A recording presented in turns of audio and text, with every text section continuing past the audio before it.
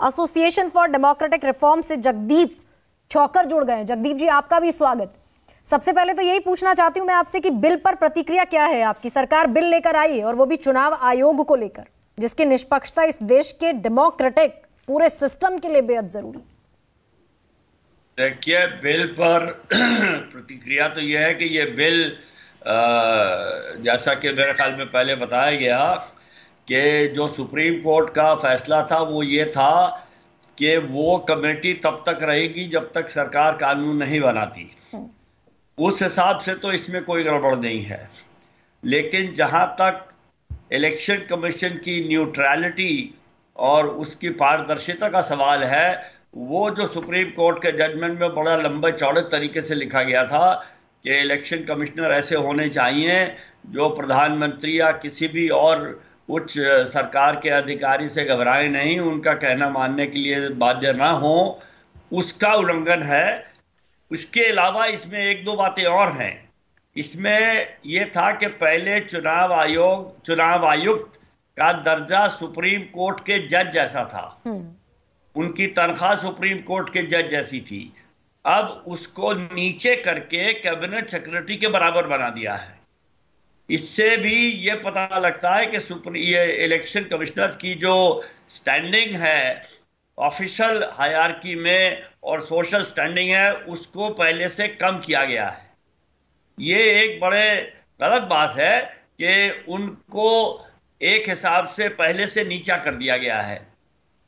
दूसरी बात इसमें जो गलत है वो ये है कि इलेक्शन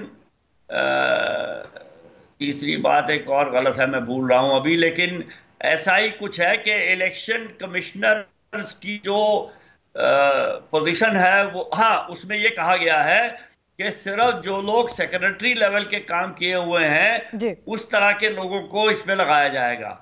पहले ये नहीं था। पहले ये सही है कि अब तक आईएएस के अफसर बनते आए हैं, लेकिन कानून के मुताबिक ये नहीं था कि सिर्फ आईएएस अफसर बनेंगे।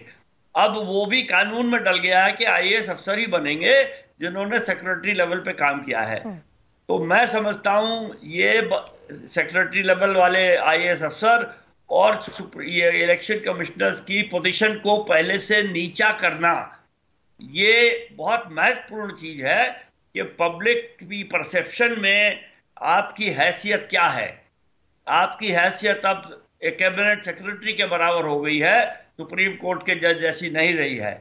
और नियुक्ति के मामले में भी जो जैसे कहते हैं कि लेटर एंड स्पिरिट, इन्होंने सुप्रीम कोर्ट के जज के लेटर का तो फॉलो किया गया है, उसकी जो स्पिरिट थी, उसके पीछे जो आकांक्षा थी, उसको पूरी तरह से पलट दिया गया है। तो मैं समझता हूं ये बिल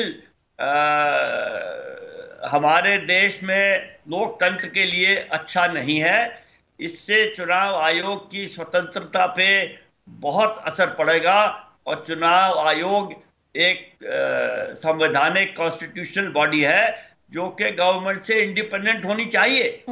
ये कॉन्स्टिट्यूएंट असेंबली डिबेट्स का भी सुप्रीम कोर्ट के फैसले में बहुत लंबा चौड़ा जिक्र है, और सुप्रीम कोर्ट इस कानून के बाद इंडिपेंडेंट नहीं रहेगा, मेरा ये मानना है। ठीक है, यानी कि इंडिपेंडेंट